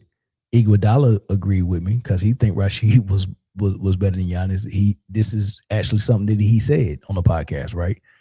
But after a couple of years, when they were able to come back down to normal, it becomes clear we were tripping. Now everyone is still saying, "Oh no, Tim Duncan's the best power forward of all time." So for about a year or two, it was Giannis. Even before Giannis, what was going on in New Orleans with Anthony Davis, Stephen A. Smith came out and was like, in the next 3 or 4 years, we're going to be talking about Anthony Davis as the best power forward of all time. Years later, we realized that no, it levels to it. It's a difference between Anthony Davis and Tim Duncan, right? It's a difference between Anthony Davis and Garnett. We see that now. Then the Jokic stuff came. He won. He got a couple of MVPs. That was like, oh no, this is the best center of all time. Shot him right past Hakeem, Shaq, Kareem, Wilt, Bill Russell. Just shot him right past it. I'm like, you guys are freaking out of your mind. And now, once everything comes back down to normal, you see very clear that he's barely even a top 10 center of all time. I mean, I can ring off 7 right off the top of my head. You know, I already did 5. Bill Russell, Wilt, Kareem, Hakeem, Shaq, 100% greater and better on both sides of the ball than Nikola Jokic. But then you go to Moses Malone. That might be a debate for some people. It's not for me. But then after Moses, you go to David Robinson at 7. For that, those 7, head and shoulders to me over Jokic. Defense is a part of the game. You have to include it. Right? So I got those 7 over Jokic. So at the very best, Jokic is number 8. But then there's still a debate because you still got Lonzo Mourning, Dwight Howard, Patrick Ewing, Yao Ming. You still got those, got George Mikan and Jokic. It's 6 guys that's in the debate starting at that number 8 spot. So it's not even a clear cut that Jokic is a top 10 center of all time. More or less the number 1 center. But that's what we had him at for the last 3-4 years. Everybody was saying that. People was ready to put him in the GOAT debate. Woody Page, George Karl, and some other Denver Nuggets media guys was ready to put him as the best player of all time. Not the best center, the best player. Put him right past Kareem and Mike and Kobe and LeBron. I'm like, dude, you can be that without playing defense? You really can be that? That's insane. That's insane. So anyway, they're doing it again. Now the SGA is playing so good. Now they're saying SGA is ready to be in the top 10. Somebody's got to come out and they wanted to be Kobe. Did y'all see what Club 520 said about SGA and Kobe? If SGA wins another ring and finals MVP, what are your all thoughts? Well, what did they say? I didn't see what they said. Let us know. Well, I'll tell you my thoughts. Since, Well, can we find out what they said before you tell us your views? He said he's a more efficient scorer. That's not even if he wins. That's a fact right now. Wait. No, let me be very clear here. This is not Kobe slander. Before anybody goes crazy, Kobe is the least efficient scorer of the top 10 scorers. Yeah. He took more shots and he shot a lower percentage of all the top 10 scorers. I'm not questioning Kobe's greatness. Shea is like a top 5 efficiency guy. And when it comes to guards, he might be number 1 when we talk about efficiency. He's up there with MJ, shooting 50 plus. Their games were different. I'm not criticizing Kobe before the Kobe fans get in here and go crazy. I'm merely communicating. Shea is one of the most efficient players we've seen in NBA history. So that's not even that much of a hot take. That's just using statistics. Well, I'll give you a hot take before we move on. But see, you rocking back, and you might agree with me. I probably will. Speaking of fucking SGA, if he duplicates what he did last year, meaning if he win MVP, which he's probably going to win, another championship and finals MVP, somebody in that top 10 greatest of all time. I knew you were going to say that. Move the fuck to the side. Absolutely not. And I'm jumping off the porch early. Absolutely not. I'm jumping off the porch early. That's the hill you're going to die on. No, watch out for them knees, brother, because that's a lot. It's a big ass porch. And you want me to tell you why? No. Because it's the story, and I'm getting to it early. Here's why. The motherfucker is only 27 years old. So we got 7 more years of this type of greatness. And in this short period of time, by the way, let me remind you, he just joined Michael Jeffrey Jordan again for 4 consecutive seasons, averaging 30, shooting over 50%. Only him and Jordan had done this shit. All right? But if you go back to back, and win another MVP and finals MVP, with all of these guys, these greats that are still here, I know LeBron is old. I know Steph is aging. I know KD is aging. Jokic, Wemby, all these motherfuckers. If you come out victorious again, and on top of that, J-Dub, even if he does come back or when he comes back, he's not going to be 100%. So if you go back to back in a time where we haven't had a fucking back-to-back champion since Moby Dick was a fucking goldfish, and you do it in this fashion, I don't want to hear shit. Somebody in that top 10, step aside. So here's my thing. And make sure y'all hit the like button. It look like we don't have enough likes in here. Make sure y'all hit the like button for me, man. Do that for me. That's the only way we can keep the shows going, man, if people are hitting the like button for me. So do that, at least do that for me. But yeah, listen. Shooting a high percentage. Only thing that tells me is that it gives me an indication that the player has put the work in and he's not missing a lot of shots, especially when you're taking a lot of jump shots. Like he's a mid-range jump shooter, which Kobe was and which MJ was, which Kawhi is as well. Like, these are mid-range shooters, right? So him shooting 55%, he's been putting in the work.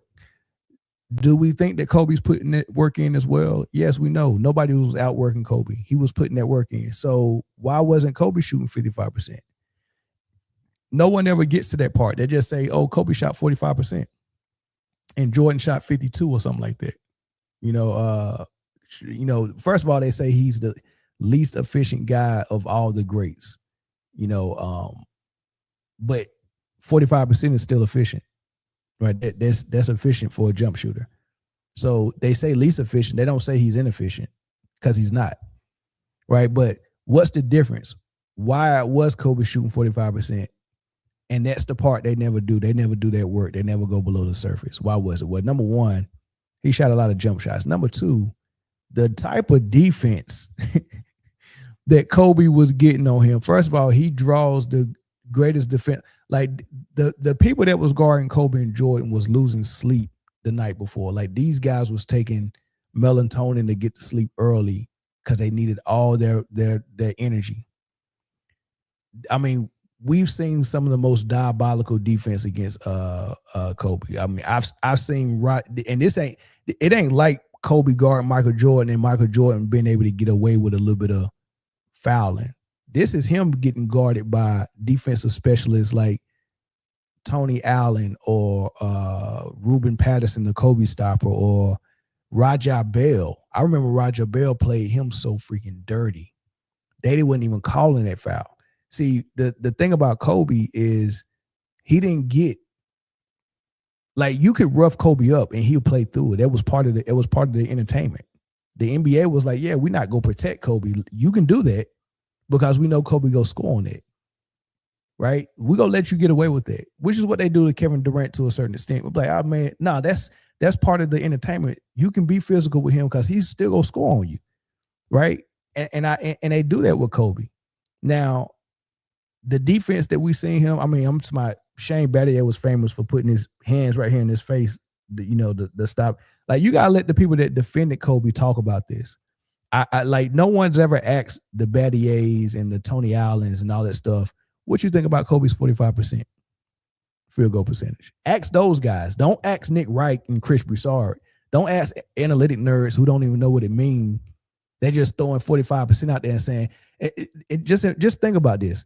When people talk about Kobe Bryant in the conversation of the top 10, top 5, top 3 greats, and the only critique they got is, 45% field goal shoot.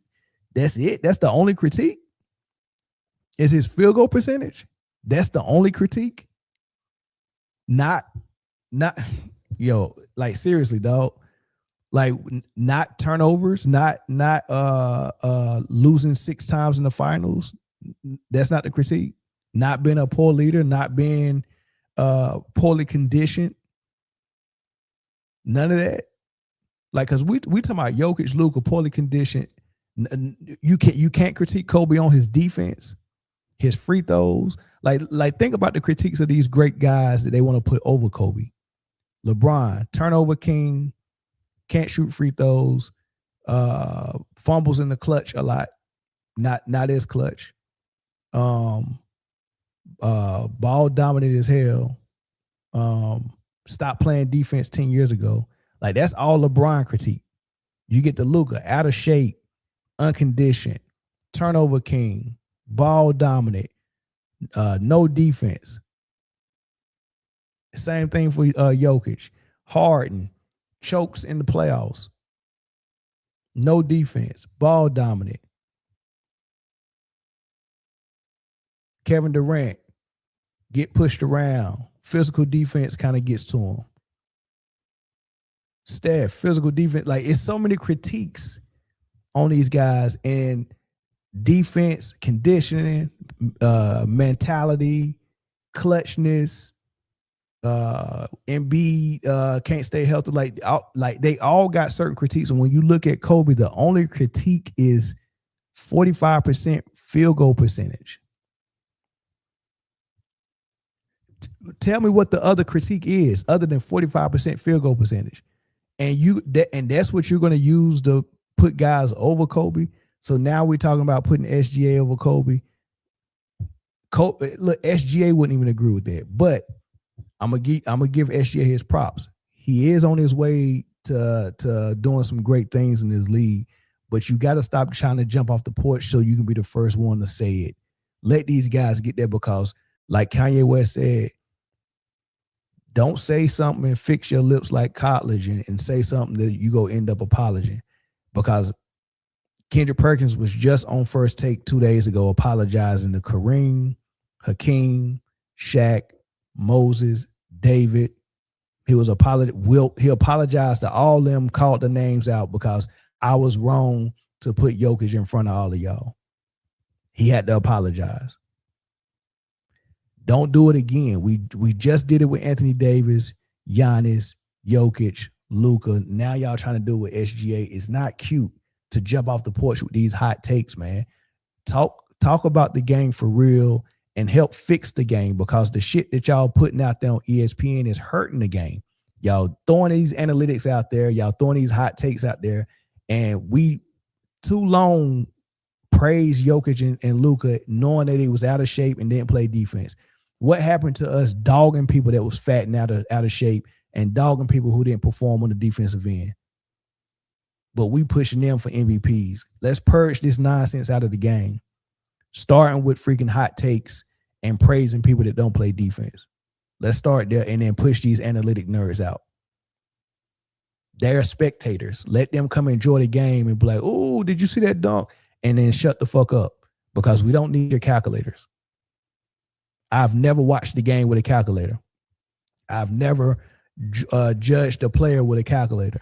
I've never went to a tryout and tried out for a team and had a coach on the sideline with a freaking calculator. I know when you missing too many shots and taking bad shots. I know when you shoot a free throw and miss it, if you can shoot free throws or not. Like, imagine if I get fouled only one time in the game and he missed both the free throws. And then I get the paper and see 0 for 2 on the free throws.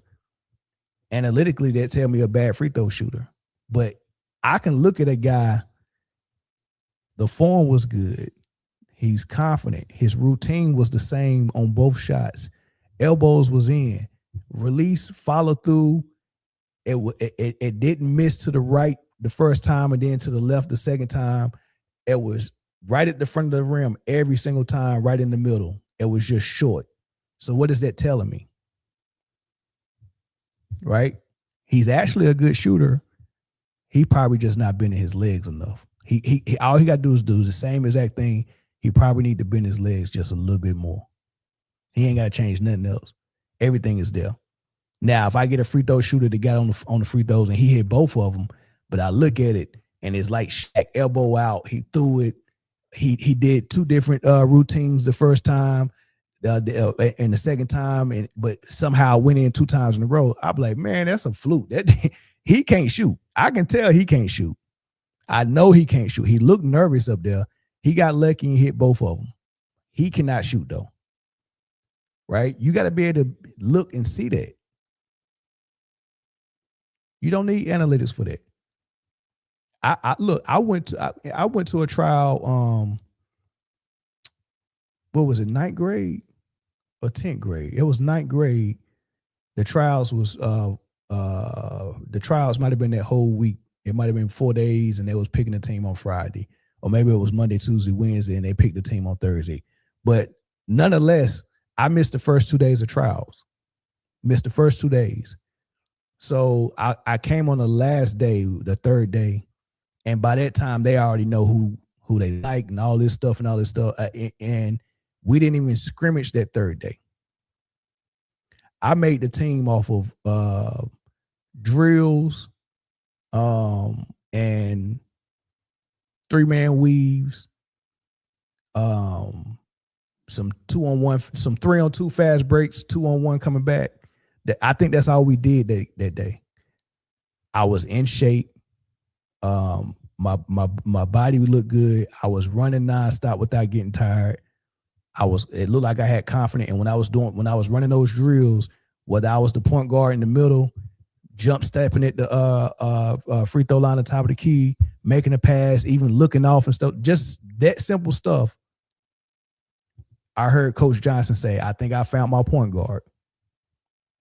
Within the first 30 minutes of the practice, running drills, after 3 days of tryouts, I come out there on the 3rd day and ran some drills, no scrimmage. And he said, I think I found my point guard. You just know. You don't need calculators for this, dog. You don't need calculators for this at all. But so long story short, I don't think SGA is knocking on the door of the top 10. I think SGA has top 10 talent 100%. He's got the talent, but Penny Hardaway had top 10 talent as well. He didn't quite make it. Injury took him out. He didn't quite make it. So I think what we should be saying is this dude can play. He's got top 10 talent. We need to hold off on the type of language. What Kendrick Perkins just said is if he gets another ring and another MVP, somebody coming out of the top 10. That's not how that works. Because if he gets another ring and another MVP, that means he got 2 rings, 2 finals MVPs, 2 regular season MVPs. And who's coming out of the top 10? If you think it's gonna be Kobe with 5 rings and 2 finals MVPs and a gold medal, 10 all defensive teams, Shea has none. 1 MVP. I mean, come on. I mean, and it's Kobe. So I'm trying to figure out, like, okay, so you think SGA could just move him out with 2 rings?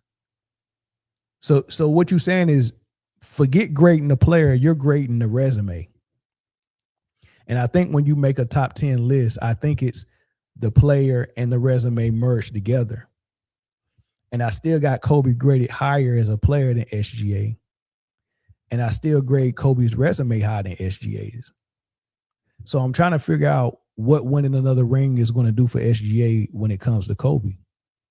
If Kobe's grading as the better player and the resume grades higher, I think SGA is still under him, and he's going to be under him for a long time. Listen, let him get 5 rings. Then we had that conversation. Match the rings. Match how good you are as a player. I think SGA is he's cut from the same cloth as Kobe and Mike. I love it. He's cut from that cloth. Penny was there as well before his injury. They cut from the same cloth. I give you that. I like SGA. He's in that category. He cut from the same cloth, right? I love it. But I don't think he's as good as Kobe yet. Now, they're a little bit different because SGA do a lot of stuff with the ball at point guard. Kobe was 80% off the ball. So, but Kobe was a one-on-one player, so all that stuff that SGA could do with the ball, Kobe could do it and probably do it better. But mastering the off-the-ball game in basketball is a level above mastering the on-ball game. So Kobe and Michael Jordan had the on-ball game, but they graduated, which means I'm going to try the harder thing. It's almost like if, like when I climbed Mount Fuji in Japan, they had three paths up the mountain. One path was an easy path. The other one was intermediate, and the other one was hard, where you had to be an experienced hiker to get up. Right? When you get to the top of Mount Fuji, at the end of the day, you climb the same amount of feet, but one was a harder path. So when you master the give me the ball game and let me break my man down and get to the hole or get to a spot and pull up, that's the easy route up Mount Fuji.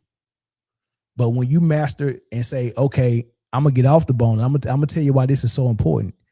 Because not everyone can master the off the ball game.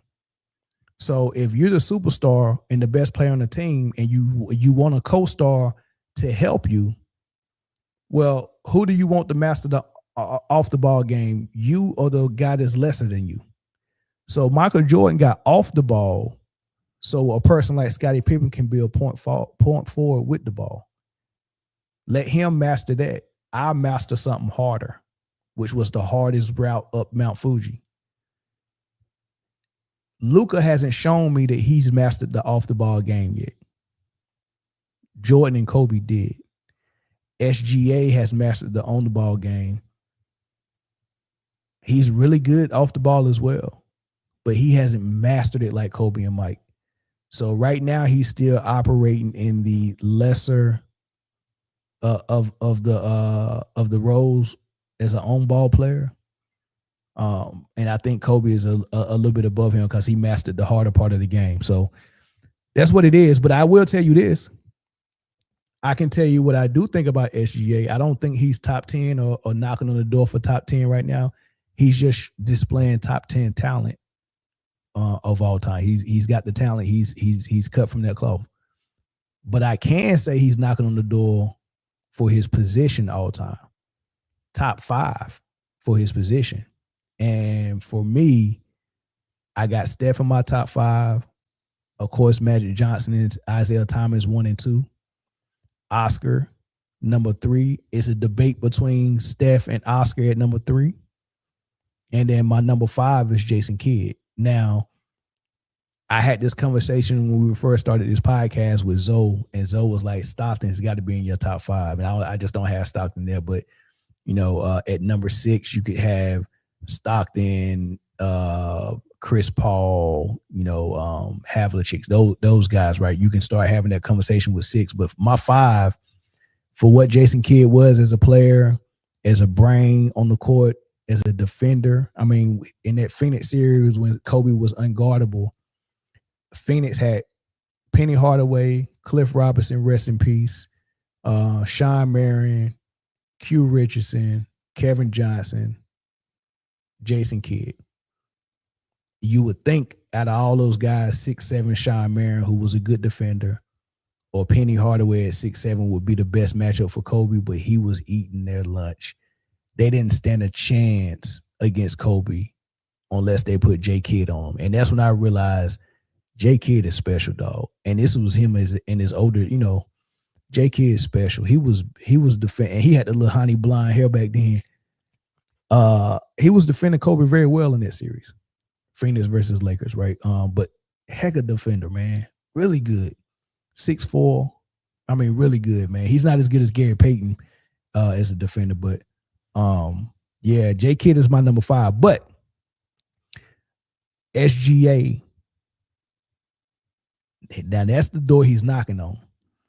I think he could probably push J Kidd out of the top 5, man. But there was a conversation about it on Gil's Arena. He's knocking on that door on that top 3, top 2, top maybe 1. Easy now. Still got Magic Johnson in that spot. He's not stopping that. He's not knocking on that door. So if he does everything he did last year, that's tough for me because I'm an Isaiah Thomas guy. Y'all forget about Zeke, dog. So let's not do that. Then the other point guard is Steph, and Steph is a point guard. He still got that guy that he still has to surpass. if this kid does back-to-back what he did last year, he's in the top 3. He's top 3. It'll be tough for me to put him over Zeke, but I might have to if he back-to-back and like sweep it. He's better than Oscar Robertson. I concede that one, even though he's a Bearcat. I concede that's a tough one for me. SGA is better than Oscar Robertson. That's what we're saying on paper. If he does what he's supposed to this year. Yeah, I am. I'm not saying what he's done so far. But y'all just made a bunch of stats and awards, the metrics of being better than the next point guard. Y'all literally just had that conversation for 10, 15 minutes. Metrics and stats being the thing that makes you better than someone. So they're having a conversation. Now, I like that conversation better than saying he's a top 10 player all time and somebody's got to come out of that top 10. I like this conversation better. His position. Is he getting close to that top 5? First of all, let me say this. Out of all the current players that's playing, the only ones that I think that are already in the top 5 for their position is LeBron for small forwards, KD for small forwards, Steph for point guards.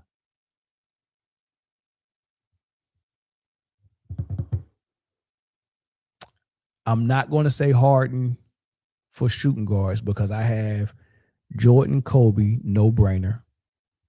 Then after them, I have Jerry West. And then after that, I have D Wade.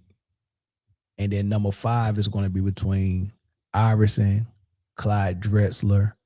And before I get to James Harden, I would throw Ray Allen in there. I just really would, right? So James Harden is not a top 5. I know this was a argument that came up when someone said James Harden was better than Wade a couple of weeks ago. I almost did an episode on that. But yeah, what's up, Geek Show?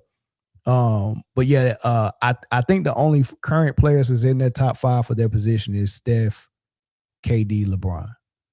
I don't think nobody else is. I don't think Jokic is in there for top 5.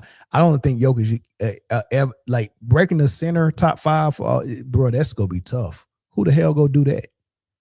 What? I think Shaq, the only one who was able to break in to the top 5. Nobody sent Shaq, right? Yeah, that's tough, man. So yeah, Jokic not gonna get in there. Embiid's not gonna get in there. Kyrie got the talent where he could have got in there, but he stayed hurt, so he ain't gonna get in there. So I think it's just 3 guys currently. So out of all the guys that are playing now who can probably break in their top 5, is probably Giannis and SGA.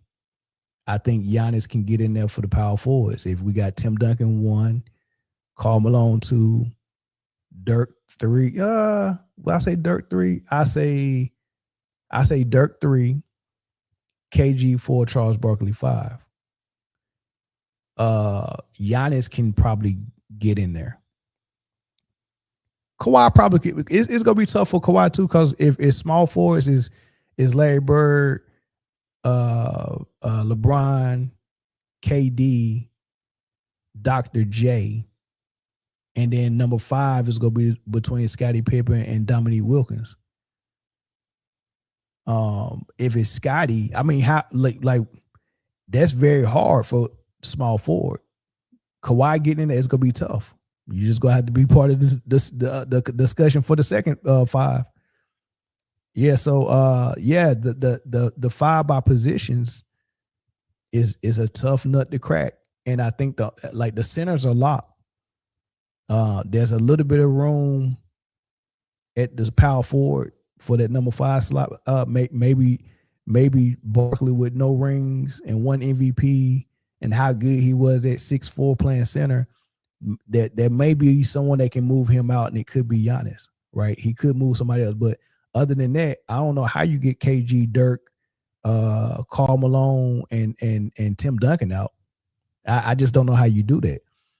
So there might be 1 slot that can be moved for power forward, and 1 slot that can be moved for point guard, and maybe 1 slot for shooting guard, which is Allen Iverson.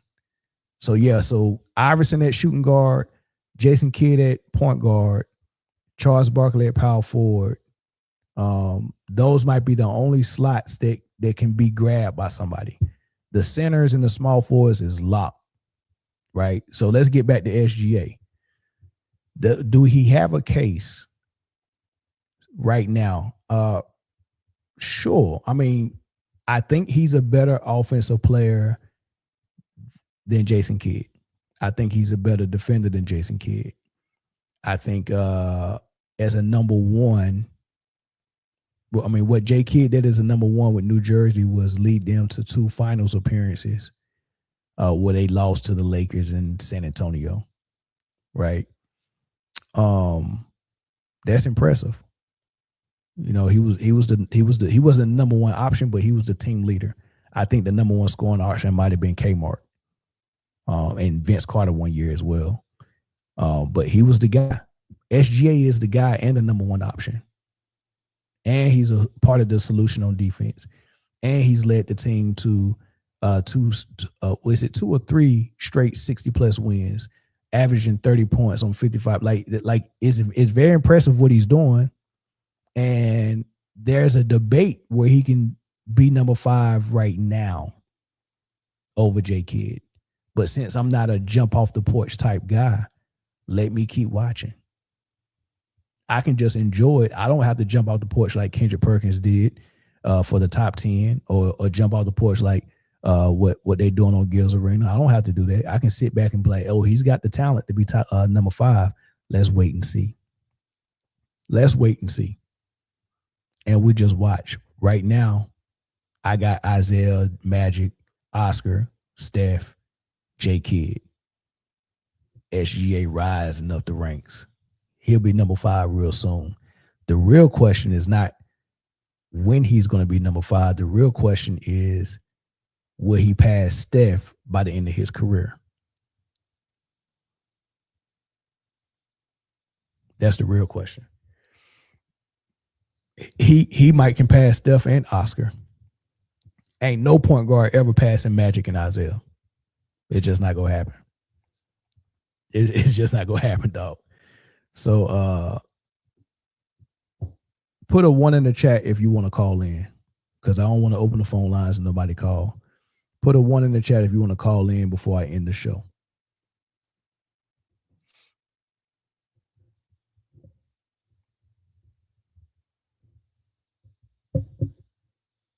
No ones. I'm waiting. It might be a delay. No ones. And it's okay if y'all don't want to, because then I can go get some sleep. All right, no ones in the chat. All right, y'all, appreciate it, man. Appreciate the 1 super chat I did got. Make sure y'all hit the like button right now. Y'all got one more chance to hit the like button. Hit the like button for me, whether you're watching from Rumble, Twitch, YouTube, Facebook. Make sure you hit the like button. Leave comments. Do all that stuff. Hit the share button. Bring some more people in here. help grow the community, man. I appreciate everybody.